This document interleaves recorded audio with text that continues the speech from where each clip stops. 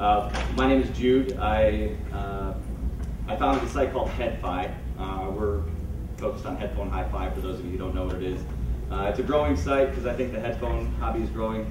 We're currently reaching over 1.5 million unique visitors a month and growing still. Hey, man. But so it's good to see everybody here. Thanks for coming. We're going to talk about in-ear monitors, starting with the affordable stuff and getting into the extreme stuff. And we have a really good panel to talk about that. I'm going to let them introduce themselves, starting with Tile, who I think a lot of you know.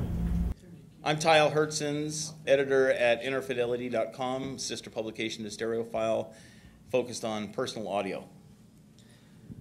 I'm Mike Dias with Ultimate Ears. I'm happy to be here. Thank you, everybody. Hi, my name is Nao Tsunoda from Sony Tokyo, and so I'm in charge of the sound design of the headphones. Hi, my name is Karl Cartwright. I'm with Westone Laboratories and work in the earpiece department. Hi, I'm Harvey. I was a founder of Ultimate Ears till 2007, and now I've founded a company called JHAudio. Hi, I'm Chris Martins, and I'm with the Absolute Sound magazine, and I'm also publisher of the European high-end magazine Hi-Fi Plus. And over recent years, I've become, as best I could, a headphone, earphone, personal audio specialist. All right. We don't need to handle. Yeah, we can just. All right, well, thanks, guys. So can you hear me now? Still not, eh? 2-2.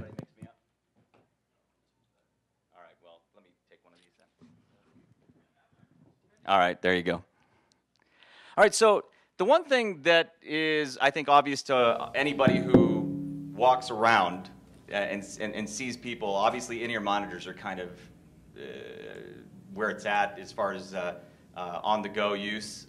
More people are using in-ear monitors, I think, than ever before. In-ear headphones, earbuds, whatever you want to call them. And I think it's getting easier and easier to find affordable, great sound with good in-ear headphones.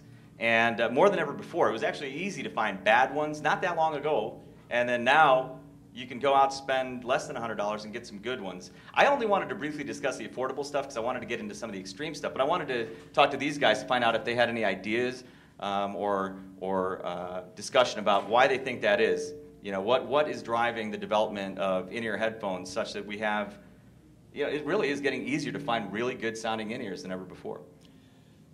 I don't know. It should be getting me. Okay. I don't know. I think it's hard. I think it's not. I think there's so many. I can't take that any longer. We have a pro. That was Harvey. All right, so Tile, what were you saying now? I think it's hard to find good. I think it's hard to find good ones because there's so many.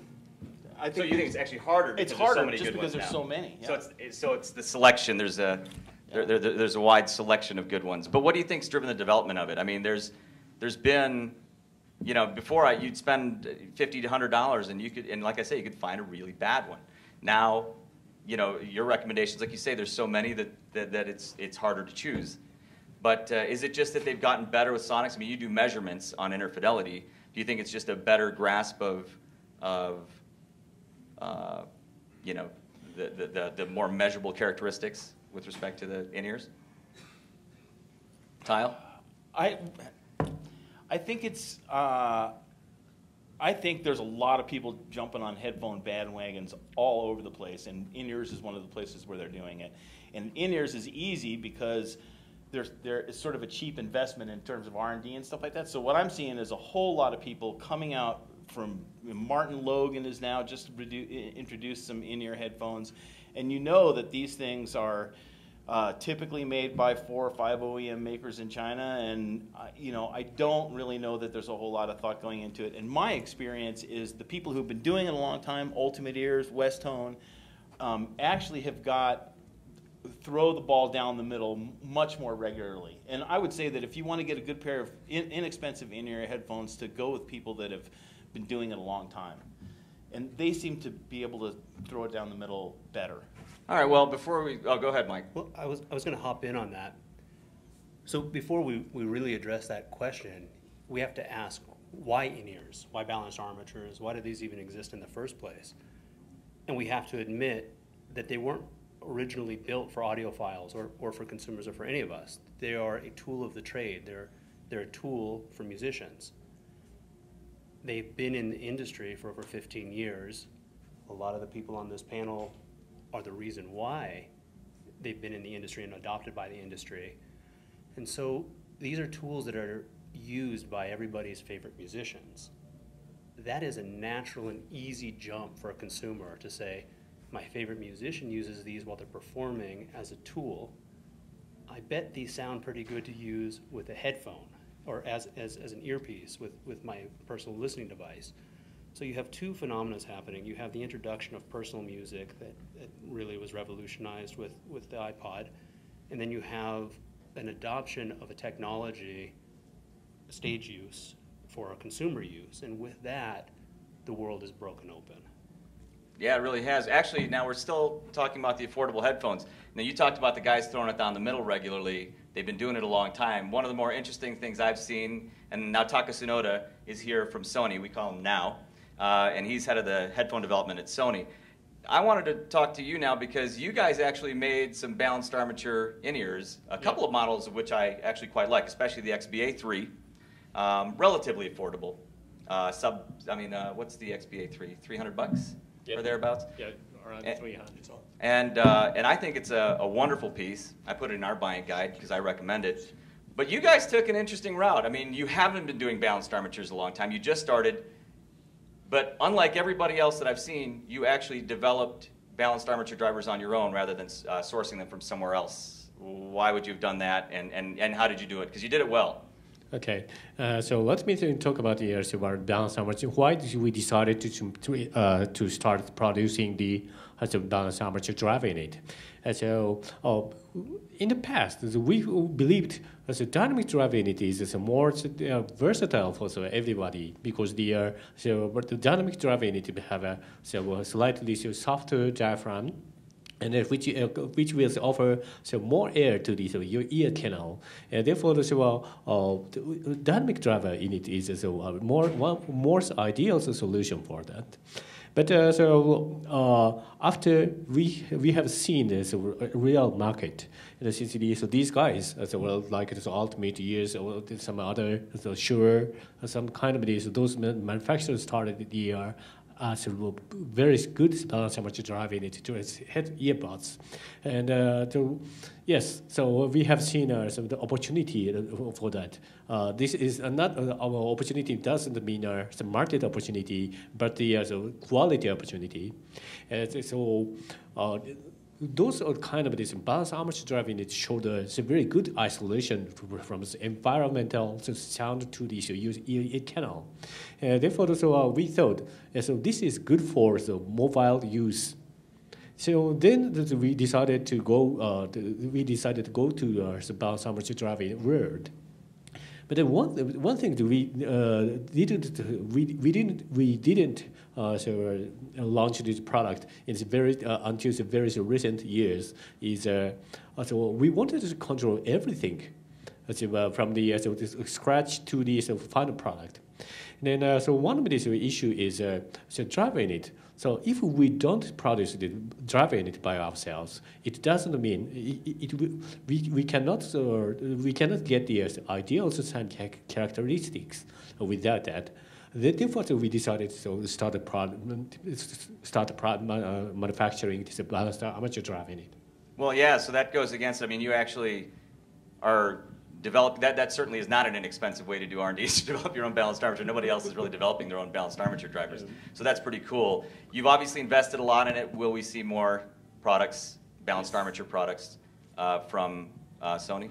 Yes. So one of the big advantages over this manufacturer like us is since this Sony is a big company, and so we have made a very big investment to have to produce this balanced armature drive in it. Then one of these key is very automated this production line for the balanced armature drive in it. That's the key for the affordable balanced armature drive in it. But we didn't have any compromisation on the designing this balanced armature drive in it. Fantastic.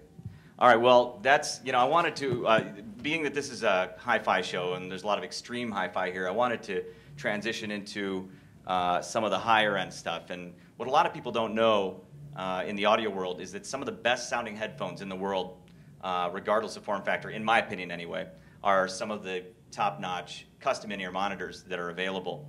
And that's where we have Jerry Harvey, Karl Cartwright from Westone, Mike Diaz from Ultimate Ears. Jerry Harvey, now of JHAudio, is really the guy who sort of invented the multi-driver custom in-ear monitor. And actually, there's a really interesting story behind it, and I was hoping Jerry could share that. Actually, let me turn this on. We're good. Actually, the guy next to my left here and I, we kind of worked together from, what, 94, 95 to about 2000. So we were kind of a real team. I would push Karl to build stuff, and I would be out in the field. I was doing Van Halen at the time, and we decided, he answered the phone one day, and I called, and he decided he'd work with me. So I owe a lot of what happened to Karl. He's a great guy, and we were a really good team in the early years of, we developed a lot of good stuff together. I would push him, but, I couldn't have done anything without him. We were a great team, so. But where did the idea come from, like initially with Alex? Yeah. Well, in-ear monitors have been around probably for at least 5 years before that, because there was a company called Garwood Radio Stations. They actually were the first professional in-ear monitor hardware company. There's a gentleman named Marty Garcia that actually started in-ear monitors, but his idea was to take a diaphragm, put it in a mold, and that wasn't, the in-ear monitor. So the hardware was very good. The earpiece was really horrible. So that's why, back in '95, I started working on the earpiece so I wouldn't get fired from Van Halen. So I had to make it sound better. And that's when it all came about, because I called Karl and says, Karl said, I can mold it and we'll work it. Kind of what happened there is, the few people that were trying to do an in-the-ear monitor at the time had only dynamic drivers that they were using. And as you know, with any dynamic driver, you need to have space, you need to have venting. That all tunes it and makes it sound right. Well, back in the early 90s, I worked with Bill Chrysler for a Def Leppard tour and a Rush tour. Not that I was on the tour, but they were having problems with so much stage volume that, their ears were in terrible shape because they were using dynamic drivers for their monitors. So we switched them into balanced armature driver earpieces, which essentially give us a solid earplug. So a solid, fully attenuating earpiece could be developed. Then Jerry and I got together and we said, well, okay, volume and destroying these dynamic drivers and trying to get better output out of them was one of the problems that Jerry was facing. And so we worked together and kind of solved that problem, and along the way built a couple of new ideas. A couple companies, and probably 90% of the companies that build in-ear monitors are building some of the stuff we worked on in '95, '98. But yeah, so that's kind of how it went. I just looked up at the PA system, and I was like, I knew how to tune a PA system. I knew how to, how big systems worked, and I just thought I'd miniaturize it and put it in an earpiece. And I just thought it was common sense that there should be a low driver and a high driver, not just a broadband single balanced armature, because I believe that it's really almost impossible for one armature to do the complete bandwidth or one diaphragm to do the complete bandwidth. So you really have to start, using different size components to actually do the proper bandwidth and split them up, two-way, three-way. Three-way works best, but two-way is also acceptable. Yeah, otherwise, I agree with Jerry, otherwise everything you do is just compromise, okay? Even when we do multi-driver things, we have to compromise, but everything is compromised, the less components, that kind of thing. And I'm sure you found out the same thing, that, working with these drivers can be very rewarding and very difficult to try and get exactly what you want.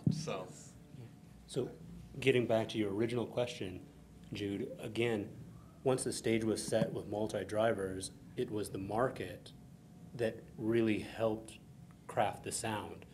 That sound was interpreted through the companies involved, but it was the market, it was the musicians always seeking another level of perfection, more clarity, more depth, more sonic integrity, that kept driving this market. And it wasn't, the market, how long did it get to evolve just as music? 5-6 years, really. 98. Yeah. In '98, it was a solid market, and we realized the company wasn't going anywhere, that people would stick things in their ears while they were singing. Yeah, so years and years of getting, perfection and sneaking up on the right sound signatures with all the best ears in the industry before consumers started to get hip in the early iterations of HeadFi and the first founding members, if you will, who started to gravitate and, what about using this pro version, these pro technologies for a consumer grade listening experience? And that was the next level of generation of the evolution of in-ears, of balanced armatures. And now we're in the, if you will, the third generation where you have companies that weren't involved in the music space coming in and capitalizing on what's been created from music to consumers and now to a very broad spectrum of consumers. Yeah, and it's still, but I mean, as far as a broad spectrum of consumers on the custom side, so few people that I run into even know what they are yet. They're familiar with the fact that their favorite musicians use them. How many in here have actually ever had custom in-ear monitors made? So in this room, actually there's about a third of you at least. Yeah, so, but most of the people I run into have never used them or even thought about it, but they're familiar with the fact that the musicians use them, not realizing the fact that the favorite artists are using some of the best sounding headphones and have been professionally for years. I've found, in general, custom in-ear monitors to have a substantial sonic advantage when they're done right versus any of the best universal fits I've got anyway. I mean, you might have tried, Kyle might have tried some. I agree. Have you had any that are as good as the top notch? And I'd say the best generic fit one for me is the Shure 535, but it doesn't touch what I hear from the high-end custom in-ears. I like the new UE 900. I like the 535. I have a question. How much of this stuff came? You talk about all the theater and the sound reinforcement stuff, but what about from the hearing aid side and etymotic? And because Okay, cool. Well, etymotic wasn't really involved in the professional side because they had a single balanced armature, the ER4. Right. So Meade actually had kind of launched into he was the first person to actually take a balanced armature and make a broadband earpiece. And as an interesting side note, it was originally developed for a piece of test equipment. And it just so happened that a guy in the lab was going, bored one night and he was pumping some tunes through the test microphone, and that's where the ER4 came from. Right. So, when you say clinical, this truly is. It's clinical. It's still, the ER4 is actually still a good piece. Oh, yeah. But no disrespect meant. Yeah, but it would have been nice to have Meade Killian, here, but yeah, that's still a nice piece. But so what gives, if you go along with me and the way I feel, I think customs do sound better than any of the universal fits I've tried. What would give a custom the advantage? I'm just trying to understand what are some of the things. Real estate. You have more space to work. You can arrange the components properly. You can do things. Most of the generic earpieces, there's a compromise in the bore structure, and there's always a high frequency loss. You don't have that in a custom piece because you have, you can put 2-3 bores, whatever you need to do to get the frequency response to extend out. I mean, it also has to obviously do with the driver, design, those kinds of things. But basically, the real estate works in your favor in a custom mold. You have more places to put components in. You can make the tubes the proper lengths, things like that. Yeah. And as a manufacturer of both custom and universal fit stuff, universal, like Jerry says, it is a compromise. And real estate, I think something that we learned early on, everybody's ear is as unique as their fingerprint, okay? And we can all use language to talk about what we hear, but we'll never hear what each other hears. So when we can take advantage of the canal itself to open up to the sound, to get to a greater depth, if you will, into the ear canal or closer to the TM than you could with any kind of a universal design, I think there are distinct advantages there that we as manufacturers can use to make this particular model sound best. Jerry was talking about different soundboards, different length soundboards, there's all kinds of things that come into play that you can use to improve the quality of the sound of a product. I think we're going to see, from now going forward for the next 5 years, we'll see another evolution where the universals will catch up to where the customs are now. Customs will continue to evolve as well, but the demand from consumers are going to, like you said, it's still so unknown on the custom side. The demand is going to create more research, case in point, which is going to drive the market space, which is going to drive the quality of the universals. So I think there will be more entry-level balanced armature on the universals, but I also think you'll see the same types of companies here really driving the market on the universal side. When you can get a more mass appeal, when you can put them in more people's ears, we're going to see another wave of research and development and sound. Yeah, so Karl, you mentioned that you do universals and customs. Does anything you learn from customs have any relevance? I mean, does it pass down? Is it like Formula One where the technology can actually find its way to cars eventually? Yeah, it definitely works that way, in that anything that we learn, we will use to our advantage, or as much of that particular theory, practice, or whatever that you can physically fit into a custom product. And you know, I also think, you know, earlier you talked about entry-level products and stuff like that. I still think, you know, I remember when Jerry and I first talked to Shure about a universal in-ear monitor and what they were going to do versus what we did for them. You know, we even brought up the fact that, you know, there's a whole consumer world out here, but that world needs to be educated, because quite truthfully, as you guys probably know, most people don't know what good sound is, because they've been inundated since birth with, this is what the car stereo sounds like, this is what the radio at home sounds like, and this is what your earbuds sound like, by the mass market stuff out there. And it's groups like this and manufacturers and magazines like this that are actually raising the level so that people out there will start to expect more. I mean, you know, if you look at a car from 40 years ago and all the features and stuff that it had, and it might actually get a flat every 6 months. Now you might get a flat every 6 years, okay? And so consumers are becoming educated. They're willing to pay more for the things that offer all that stuff. And I think the balanced armature driver, maybe even some hybrid things. I know that you had one, a completely new balanced armature driver from the scratch. I mean, that's really exciting. Can I play? How much is it, by the way? Yeah, exactly. But, you know, I mean, those things are really exciting, and I think they do show that, you know, even the sophistications of our phone goes up, and people are going to expect better and better and more, and it's going to be tougher and tougher for us to keep up. Yes. But, you know, we're going to have to keep our thinking hats on. The law of rising expectations, right? Exactly, exactly. I mean, it's like, I can remember when I'm a little bit of a crappy musician. When I played my first gig, it was like a 200-watt PA and 4 10-inch speakers on each side of the stage. You know, now, I mean, you get laughed out of even a small room with that. So everybody expects more, everybody expects better, and I think that, you know, some of the companies up here are going to continue to deliver the high end of what other people will aspire to. I don't know. Oh, Chris, you had something you want to say? Oh, I'm sorry, now. No problem. I just thought I might loop back to part of a question you'd asked Sure. earlier about the contribution of hearing aid companies, because for me, a great musical example would be the Phonak Audio series of universal fit in-ears, which come indirectly out of Phonak hearing aid research.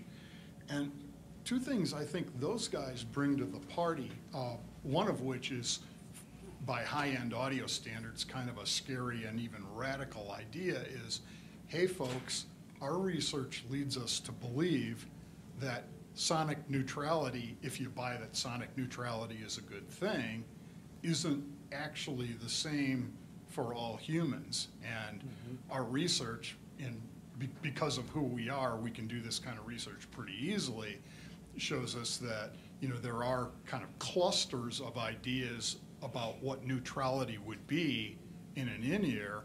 So what we'll do is we'll build a platform which you basically never get to hear, and then a series of filters that match those curves that we believe to be the most common ones, and we'll let you plug in filter A, B, or C, see what jibes with your sense of hearing, and voila, we've got neutrality for you.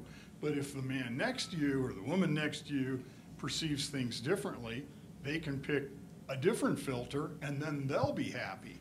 So I think that idea, it makes a lot of intuitive sense to me. And what this sort of comes out of is, I imagine you've experienced this all the time, Kyle. I mean, what I find is when I'll get a review product in, I'll let other people try it. And reactions will be kind of all over the map. Ah, this thing's really bass heavy. I can't stand it. Wow, this thing needs way more highs and mids, you know, or wow, the high end is, you know, hotter than molten glass. I need to trim it. And you kind of think, everybody's using the same product. They're not stupid, and they've heard a lot of live music. So, I mean, it's not like they just fell from space and, oh, it's an in-ear, what's that? I mean, they're literally trying to chase, you know, realistic reproduction, but it's not coming out the same for them. So, for what it's worth, guys like Phonak Audio may have a good idea. And I can't help but note that when AKG decided to build its mega uber universal fit in-ear, not one of the affordable ones. No. When they built their K3003, they used very similar filter thinking. I think the other thing that sometimes hearing aid guys bring to universal fits is just a whole lot of data on ear shapes so that they're able to make, it's kind of axiomatic that universal fits actually kind of aren't universal, that is.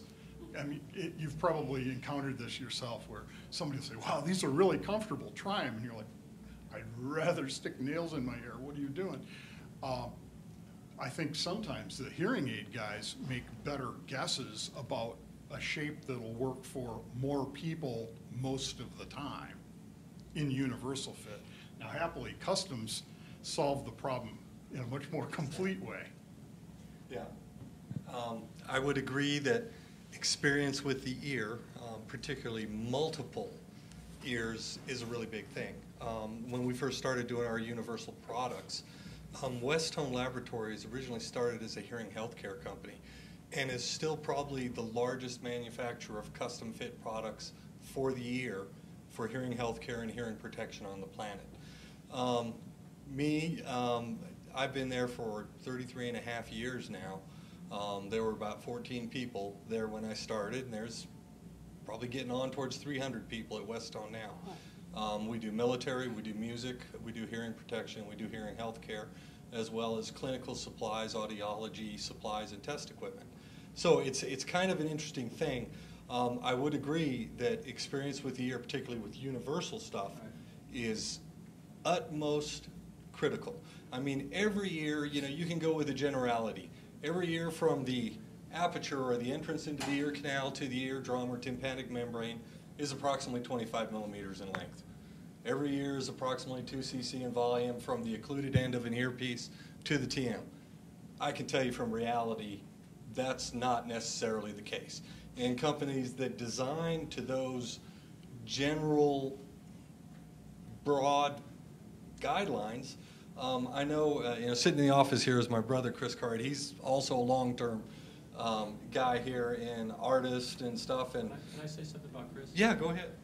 Everyone that has a universal fit that is a conchable fit should thank Chris because he designed that for Sure Brothers. So Chris is the man over there for that. Yeah, and I was going to say his design is probably the most copied design on the planet.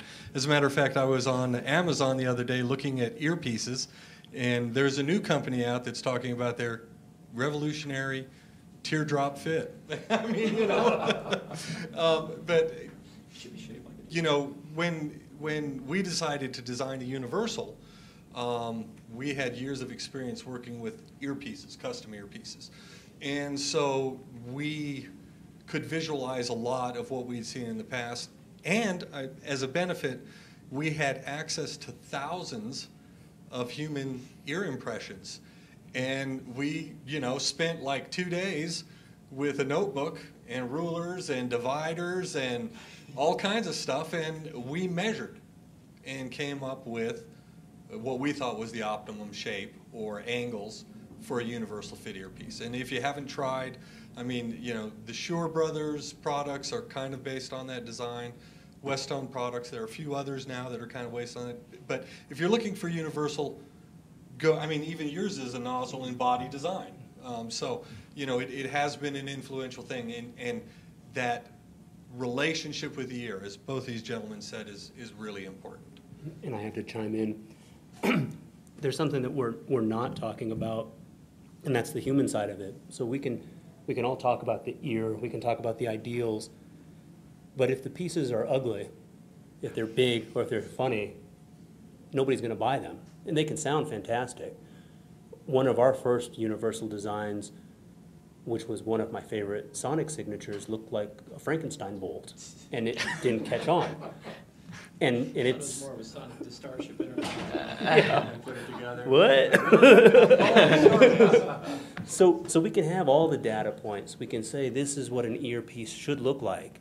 But if it doesn't sit flush, if women don't gravitate to it, it's not going anywhere. If it's not truly universal, and I mean universal in all the scopes, why people buy something, it sounds good, it looks good, it feels good, it's not going to be a successful product.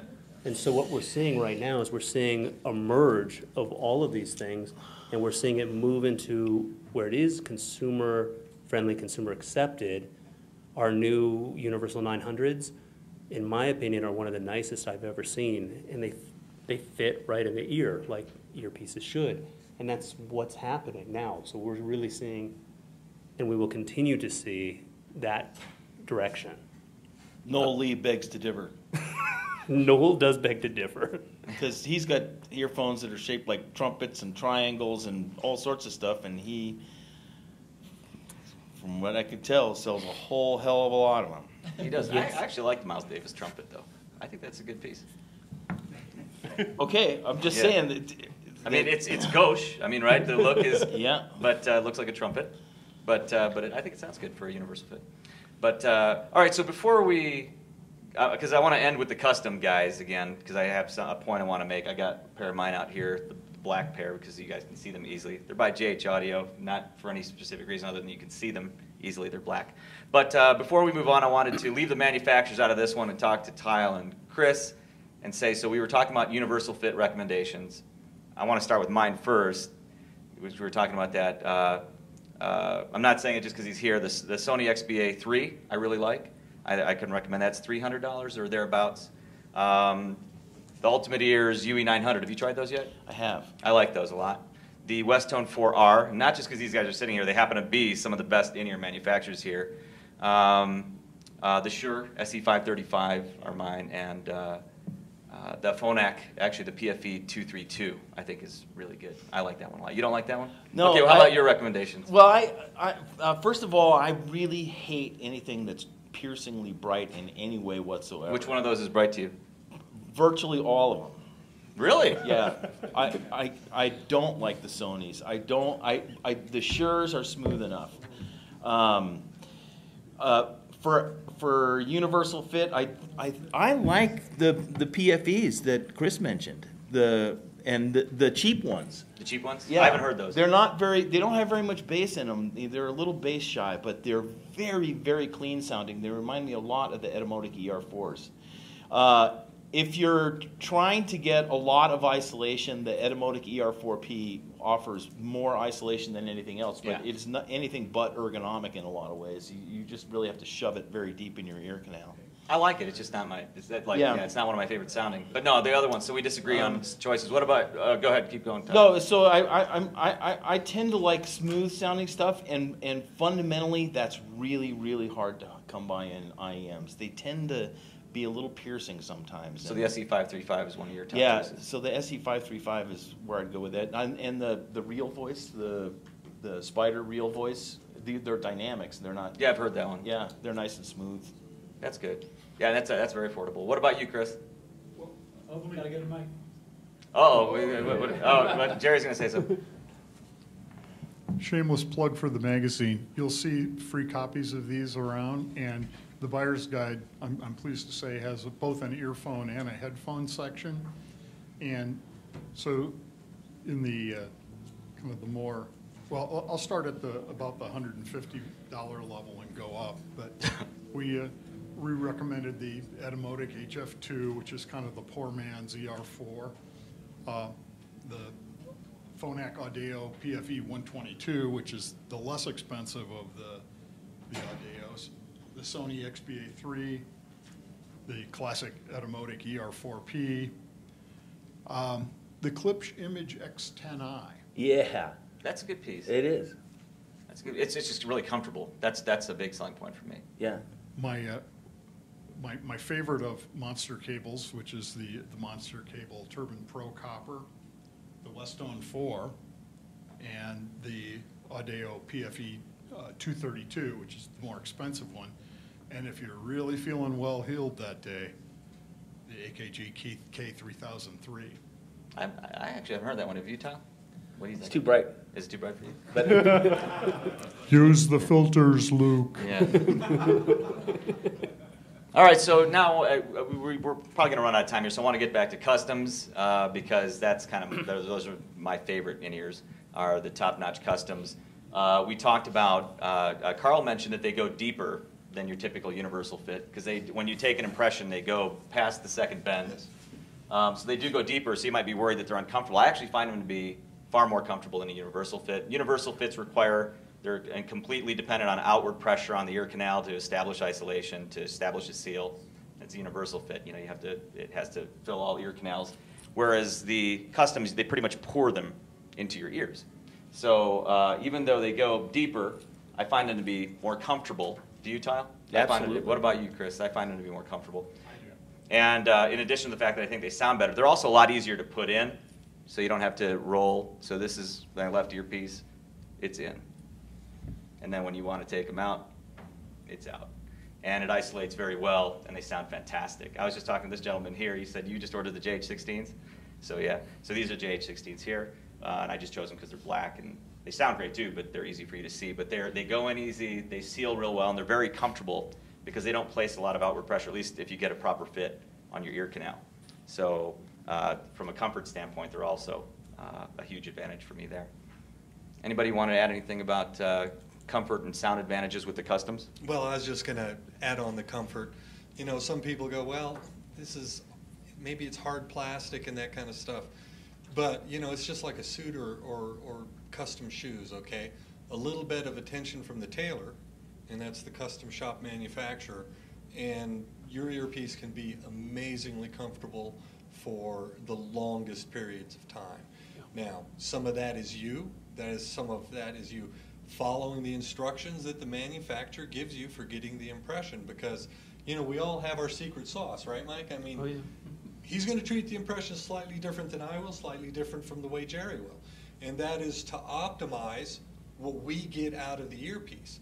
So spend a little time with your tailor, the person that's making your impression, talk to them about it, make sure that they're not just an impression taker for no reason at all other than they happen to be in the mall and you were close to the mall, okay? You know, it's a serious thing. But if you take the right steps, all the manufacturers will take the right steps, and you'll have the most amazing sounding, comfortable product that you can get. And if you're going to invest in $1,000 in-ear monitors, it doesn't hurt you to call the manufacturer, because if you just tell them where you live, and if you're looking for an audiologist. So just to be clear, and I don't mean to patronize anybody, I don't know who knows what we're talking about here. You have to shoot silicone impressions of your ears. So they inject silicone into your ears, fill up the whole ear canal. That's how they get the impression of your ear. And call the manufacturers and ask for a recommendation. They might have one in your area. I mean, if you live in a really rural area, you might have to kind of find them on your own. But in most major cities, these guys have recommendations, specific audiologists that they might recommend. And wouldn't you say that's a good idea, guys? Oh, yeah. To you call? know, Yeah. I would say one of the best places to get your impressions done is at these shows, because Yeah, they absolutely. know what they're doing. Yeah. You know they know what they're doing when you get them done right at a show. So if you've yeah. got an interest in a pair of in-ear headphones, this is a great place to. If get I may done. add, I don't know if you are, Mike, but I believe we are doing impressions Yeah. in our booths. Yeah. Yeah. And so even if you just want to come by and talk to somebody about the tools and the materials, not necessarily get impressions, at least you can get an idea of what we're going to put you through. Yeah. Or, No, just, or actually, to watch it's really somebody else wonderful. get them. How much is a typical set of impressions? Just so about Well, $50 a usually pair, right? Between $50 Yeah. yeah. But Jerry, you know, so the impressions thing's interesting. And at your booth, you have a technology that's being shown called. Yeah, they're Lantos technology. It's in-ear scanner. So, first quarter of next year, hopefully this will be launched through their FAA approval. And so we're hoping that within the near future that the impressions will go by the wayside, because on the backside, we're already using SLA machines to print shells and 3-shape programs to detail the shells in a UV world, you know, UV material. So we're going to be launching with, hopefully with Lantos, we'll be using that stuff first quarter of next year, try to move over to a digital world and get rid of some of the impression taking questions, you know, problems. And that's a game changer for all the Yes. manufacturers. Yeah. I'll speak for all of us. It's an absolute game changer. Yeah, it's a holy grail. Really. Yeah, it's really amazing because then, you know, the image is not distorted in any way by anything that's not natural to your ear. For instance, you know, the impression can be distorted by how you hold your jaw. I'm sure we all have specifics of how we want that. Same thing will apply to a digital image. Do you see the dynamic? You know Yes. about that. Yeah. Oh yeah. Oh yeah. I mean, you know, we're all using, for different reasons and different purposes, a completely digital manufacturing world and environment.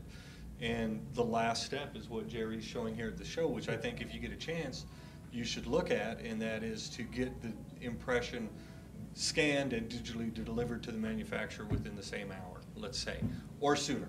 How expensive would they be able to distribute these scanners, or would it be pretty prohibitive? I'm not really sure what their business model is, but I know it's going to be readily available, and it will be cheaper than taking impressions. It's like a $10 reusable little balloon that they put on there that has a couple different dyes in it. So, Well, I was thinking like laser measurements or something. well, Doesn't it use lasers inside the it uses, you know, it's an MIT spinoff that designed this Lantos, and you know they're really. This in-ear scanner has been talked about for the past 15 years. Oh, yeah. We'll see it in 18 months. We'll see it in 18 months. Well, now there are a few companies that actually are bringing it to market, but the way I think it works, and I'm not an expert on it, is that there's a balloon that actually inflates, and it has a couple different colors of dye in it, and then as you pull the scope out, it stitches together the image as it comes out of the ear. So there's so many points of reference in there, and like I said, I could be. I'm just giving a broad stroke. I don't know the details of it, but if you want to speak to the lady at our booth, she knows in depth of how this works, and she can give you all the details of it. Yeah. From my understanding, that's a very accurate description of what's going on there. There are several different models of in-ear scanning technology that, you know, will become available. I mean, for us as manufacturers, it'd probably be ideal if you go to the little corner booth in the mall and say, I want a UE7000 JH2 and a, you know, Karl 78, whatever it is. And, you know, that's a transaction that takes place instantaneously. Yeah. And, you know, you can bet that all of us are looking at ways to make this work as a convenience thing to you, because all of us believe in custom. Otherwise, we wouldn't be doing the custom thing. Now, Universal is a different business model, but you can kind of, if you match the mall store idea in a Universal, you know, or the Dr. Scholl's custom shoe insert booth, you kind of get the idea of probably where some people think that this is headed, and you know, distribution of better fitting, better sounding stuff, and a lot of education, which I think HeadFi is helping us out with some of that. Because at the end of the day, a custom is a hard product to acquire. You have to really want it. Yeah. There's some hurdles and some hoops you have to jump through. I can't think of many other products that exist that are so difficult to achieve. This step really shortens the gap, and it brings a custom much closer to the ease of a universal. I think customs are going to become more common, actually. We talked about this actually in a panel last year. I think you're going to start seeing kids wearing them more, dangling off their neck. There is already a cool factor programmed in with the musicians wearing them. So I think, you know, their favorite artists all wear custom in-ear monitors. When the artists first started wearing them, they were doing them in like flesh colors so that you didn't think they were wearing hearing aids. But now they want you to see them. You know, and so I think customs are going to actually become more widespread. With the young kids are always looking for something, the next thing, the next cool thing. They also tend to like things that are expensive and clearly expensive. So no, they do. So, well, they do, right? And if you know that you've got this, you know, custom in-ear monitors dangling from your neck, and you know it's $800 or $1,000. I think the kids are going to kind of dig that aspect of it. But it also happens to sound fantastic if you get a good pair. So I mean, look at the success that they've had with Beats because it's just a cool thing to have more than anything. Right.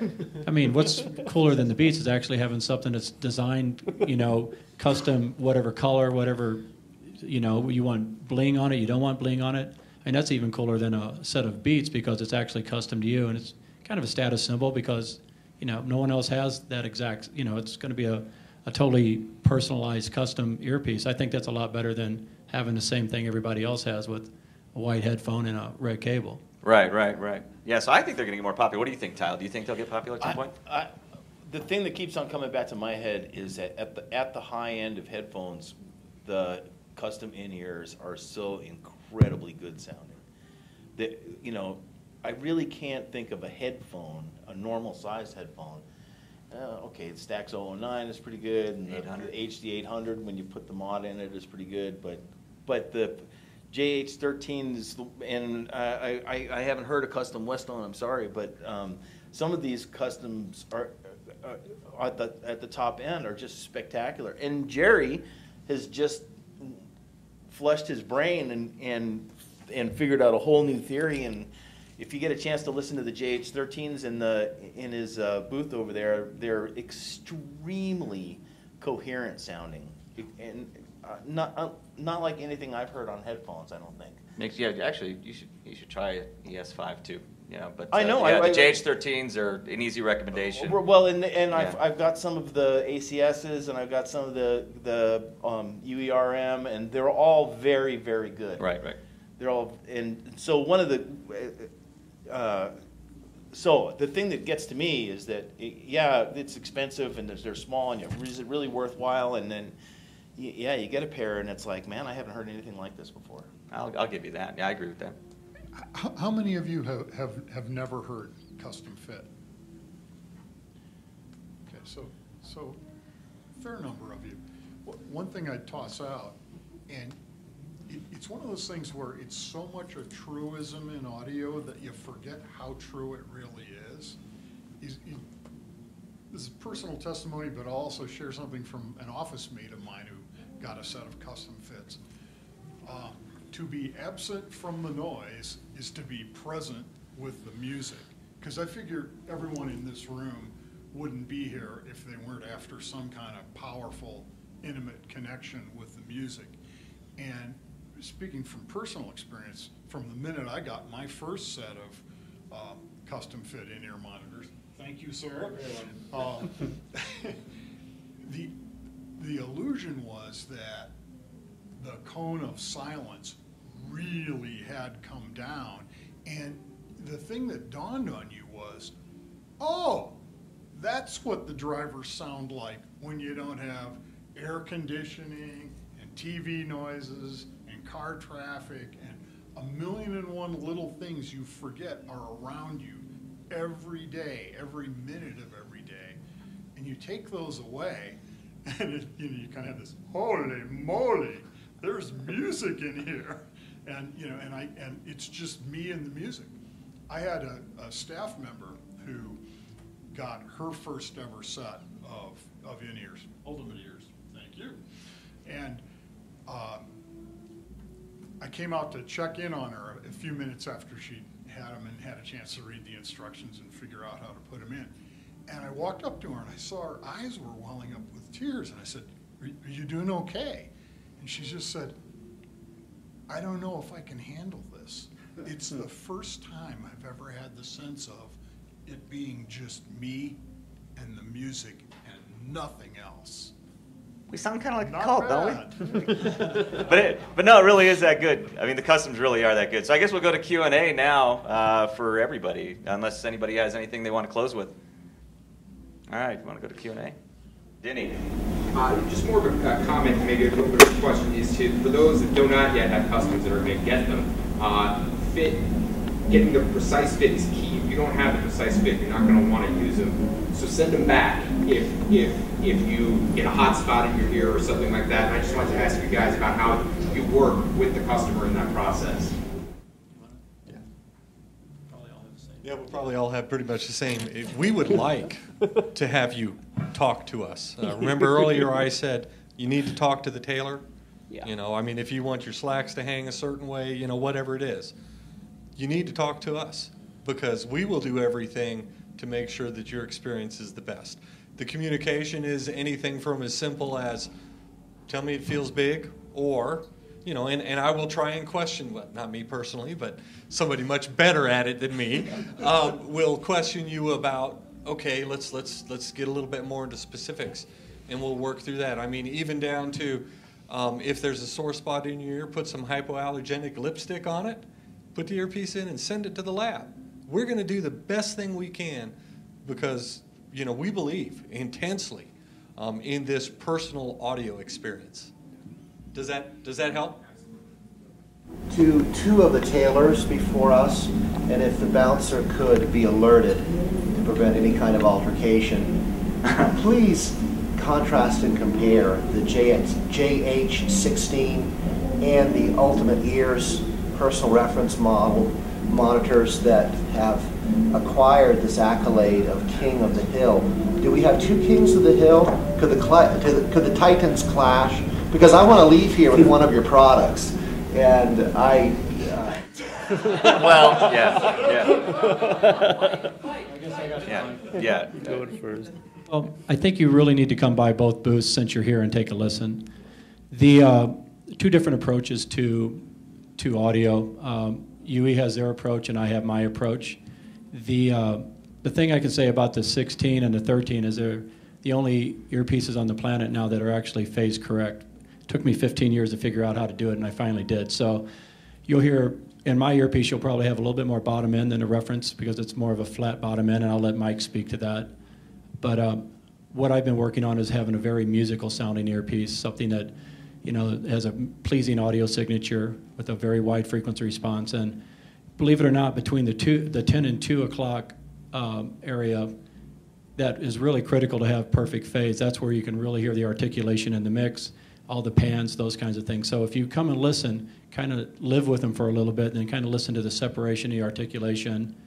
And then, you know, everybody has a it's kind of like, you know, salt and pepper. Bass is kind of like spice, right? Some people like no bass, some people like more bass than you can stand. So I think they're both going to be good sounding, excellent sounding earpieces. I think a lot of it will be your personal taste of what you like in your bottom end and, you know, the audio signature. Mike? Yeah. I was going to sort of answer your question with a question. Who's your favorite musician? Mozart, but he lived in the time of the dinosaurs. Are you asking contemporary? No, I'm just asking you to pick one as an example. Heifetz, probably. So just as there's so many different iterations of any of those compositions, there's different iterations of a sound curve. And so all of us manufacturers have our personal preference, and we all design towards our flavor. It's impossible to not. We're all biased in what we think is the right sound. Ultimate did something slightly different with the reference. They partnered with Capitol Studios, Capitol Records on that one. So the sound signature was developed in conjunction with an outside partner. But you're asking about the PRM, aren't you? I am. The PRM. Oh, the PRM, sorry, okay. So it all comes down to personal flavor. What we do different in the PRM than what Jerry is doing is we set a curve, we set a sound, and then we allow you to make minor alterations to it. Now, it's not a broad sweep EQ, it's more like tailoring a suit. You're buying an Armani suit and you're going to make a few corrections based on your own hearing profile. But it all comes down to matching up a curve, a sound, with what sounds best to you. And nobody can answer that except for you. And so come and listen. Thank you very much. Oh, go ahead. So I'm a huge believer of in-ear monitors. I've had them for about 2 years. I have both the Ultimate ears, I have the reference, and then I also bought the JA3 JH13. One of the things I found is that while initially I seem to have a great fit, over time they don't seem to be as good. Now with the Ultimate ears, some of it had to do with weight loss, so I understand that. But you know, in the year that I've had the JHAudio, my weight has been stable, but they seem like they're getting looser and I'm getting more things in. Does the ear, because you're using them, actually stretch? Or does the material in the earpiece shrink? What happens? I'm going to just chime in here real quick because say the same thing. You're dealing with something that's very hearing healthcare related. Yes, your ear will stretch over time. We're talking decades, or a minimum of a decade. Okay, now, what is your regimen for taking care of the plastic of the earpiece? Because any material, regardless of what it's made at, has a surface imperfection that may be visible to the eye, or as with chrome, totally invisible to the eye. But it's there, and that will capture cerumen, earwax, and any other body oils. I mean, the part that we're fitting into the ear, I'm sorry if I'm answering for you guys. No, please. There's a defensive system there. It's hair, it's sebaceous glands, and it's cerumen. And that defensive system there creates wax, creates debris that will affect the fit of your earpiece over time. Not that it's going to get bigger, it's going to get slicker, okay? So that's, you know, why some of these people, you know, we have cleaners and stuff so that, and instructions on how not to get your acoustic soundboards messed up and stuff, of how to maintain the earpiece. So I'd have to ask that first. I mean, you know, I've got a lot of custom earpieces from different eras of generations of what I've done in the lab.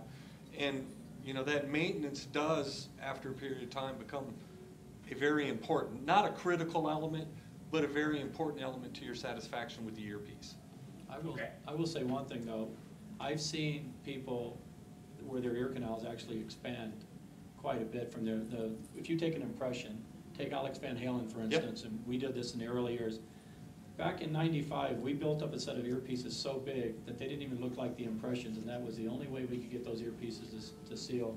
If you take an impression of his ear to this day and build it up like we do a traditional fit for anyone else, that will not seal for that gentleman, because he's forced his ear canal open so much with those earpieces over the years that he's actually stretched it out like you would stretch out an earlobe. Yeah. And the other thing is that what's funny is we've been casting off that same set of earpieces since we did it in '95. I just did another set for him this last tour, and it's the same exact. So his ears haven't changed, but what he did is he stretched them to the maximum that he could stretch them, and they've stopped, basically. And let me ask another question. I mean, the impression technique, I think we're all pretty much in alignment on impression technique. I don't know. You know, way back in the day, it was what was called a closed mouth impression, okay? And the reason I mentioned this, maybe it'll become clear, I hope it does to me at least, is that closed mouth impression, well, most people, you know, they're like this. No, we're not, okay? So then in the hearing healthcare field, the open mouth or jaw movement impression, which is basically, you put the goop in, you go like that. Because here at your mandibles, where your mandibular joint is, okay, that can actually affect your ear canal, okay? In other words, it can actually get smaller in probably 80 to 90% of the population, and maybe bigger in 10% of the population, this little ridge, okay, that moves in your ear. Now I think most of us recommend an open jaw or a bite-blocked impression, because that gives us, for the majority of people, 80%. The biggest picture of what fits. But there's no way for you to go into the audiologist or hearing healthcare professional or whatever and have them look in your ear and have them be able to answer the question that, oh, well, you're one of the 10% of people whose ear canal actually gets bigger through mandibular action. So, I mean, you know, some of those things are important to consider, and hopefully the person taking the impressions is discussing these with you. But then I get back to the three of us are tailors, okay, and talk to us. You know, let us know what's going on, and you know, perhaps anything from some advice we can give you here at a panel like this. To, you know, maybe Jerry has a trick that I don't know of, or Mike does, or I do that they don't know of. But you know, it's it's something that, you know, we always strive to learn from the people that are wearing our stuff, as well as hopefully they get from us what they want. You know, it's a two-way street. And they're If you easy. go by the Lantos and watch that scanner, it actually has a dynamic function where you can watch the ear canal change shapes as you open and close your mouth. This is something that we've never been able to, as tailors and earphone manufacturers, we've never had that information before. So this is going to be huge in the, you know, to take the fit rate, you know, the bad fit rate down, because now we'll know that if you open your mouth, the canal gets narrower, you know, you're the 20% of the population that it's inverse, right? So it's really cool, the new technology that's coming out, and how it's going to make it not only easier to get impressions, but it's going to make a better fit for everyone because we have more information to work with, right? Yeah, and I'm going to just share a little under the hood, like in our labs. So first, if an issue like that happens, we don't want you to have a $1,000 paperweight. And it's a very easy fix for us. Right, and I'm not saying they're paperweights. I mean, they're not that extreme. They're just, I noticed a difference from when they were new to now. Yeah, some people have $1,000 paperweights having fit issues. And you can actually, if you tell us, we can actually increase the diameter of the canal, or we can make them fit better for you. But it's, for me to hear it now, it's a lot. I'd really rather had you call the company and say, hey, my earpieces are loose. What can we do? And we would have fixed you up. You know? As anyone on this panel. And I would have done that. I could have eaten you. Now, I don't know if, and I believe you guys. Not an unhappy customer. No, I understand. These are the things you can notice over Be time. proactive. But know this too, and I imagine you guys do the same thing. You know, for years, Paul Schaefer has been using Westone. I don't know if he uses them today anymore, okay? But for years, every 6 months, Paul Schaefer's earpieces were on my desk. Not to be remade, not to have anything done with them other than to have them cleaned, make sure that they were still optimal, have the frequency response curves run, and they were sent back to him. That way, his monitor engineer and Paul could be assured that they were seamless. We would treat, and I imagine these guys would, any one of our customers the same way. I'm not saying this is a fee-less service, but I'm saying these are enough of an investment. We understand that they need to have more than, you know, throwaway product or whatever kind of earbud service. And I think that's part of what has helped these companies become what they are, is because, you know, it's not just, yeah, we make a great headphone, here it is hanging on a rack, you can get it and done. Now, believe me, some of us have addressed that because we do believe superior audio is there too. But, you know, the whole custom thing it's a whole passion amongst us. I think we're actually out of time, or running out of time, but go ahead. Real quickly, what's the basic care of being an IEF? Soap and water, rubbing out? Well, actually, what you should do is take a trip to your local hearing healthcare center and get some what's called ITE disinfectant, okay? Little bottle, okay? You never pour liquid on an in-ear monitor. You only put it on a cloth and you clean with a cloth. The little wax loops and tools that all these guys send and the brushes, those are really important because, like I said, our whole ear is a defense system trying to keep stuff out, and we're putting stuff in, okay? So we got to take care of dry skin, we got to take care of cerumen, debris, dust, whatever. Not only that, but you have to take care of your ear canal too, okay? Like I mentioned, you have a defense system that's producing cerumen, and it's trying to flush. It's like a spiral conveyor belt. It's trying to flush stuff out of the ear, okay? So when you push your earpiece in, generic, whatever it is, you're pushing some of that back into your ear, okay? That can actually build up into a blockage, okay? So you need to get one of those like a Brock's ear cleaner kit. It's got a little bulb. Yeah, thank you. An irrigation kit, and occasionally do that to your ear, okay? I mean, it's just something, working with military people, hearing protection, stuff like that. You know, I have a lot. I have a question for you. Yes. Do you know what a mimikaki is? Mimikaki? Oh my goodness. Is this the off-color part, Kyle? No. I'm teasing. No, this is a probe for your orifice. You know, mimikaki is the little bamboo ear thing. Yeah, with tiny little, spoons. Yeah, with a little spoon on the end. They sell them in Japan, and in Japan and China. I think in China they actually will do it on the street. They have little people who clean your ears on the street. So India too. Really? Now, in America, you mention this, and people go crazy. You know, you can't do that. You're going to kill yourself. And I had an experience. I've seen it. It was the greatest thing. I've done this for over 10 years. It was the best thing I've seen to date. I went to get my ear impressions done. The lady looks on my ear and she goes, "No, you got too much ear wax in your ear. I can't do this." there, the New York one. Yeah. Oh, yeah. And so, and I've got I forgot to bring my Mimikaki with me, you know. So I got a paper clip and I bent it up so that I could make it. Had a little hook on the end, and I went away someplace very quiet. And I cleaned out my ears, and I do this all the time with these probes. You have to be very careful. Yeah, yes, you're right really, next to your really eardrum. careful. You need to be very careful, okay? But for thousands of years, they've been doing this in the Orient, where they clean your ears out. In fact, it's foreplay. No, it is. I'm not kidding you. But it works really, really well. And I came back to the booth and a lady goes, "Oh my God, your ears are clean. You know, how'd you do that?" See, and I go, and I would say, go see a hearing health care professional. yeah, see, and they would do, and right, they get really crazy about it when you tell them. But in Japan and China, they do this all the time. The audiologist thought she was on hidden camera. Like, what's happening to me? Yeah, he did it right there. Yeah. For all of us. Mimikaki, Mimikaki, and you just Japanese. Google it. That's Japanese. That's the Japanese. Not Chinese. Yeah, Japanese. yeah, but there's Chinese versions too. But